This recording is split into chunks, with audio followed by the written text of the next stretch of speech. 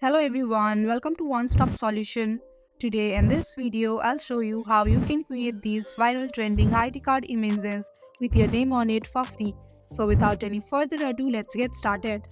Open up your browser and type in bing.com. Then you will be taken to this page and click on images. Click on create to get into the interface of Bing AI. Here on the top, you can see a prompt box where you need to enter the detailed description in order to generate the image.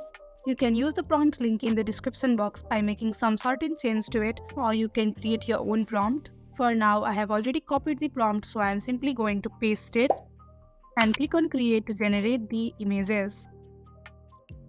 As you can see in the first trial, it generates 4 images. Click on the image to view it in larger size.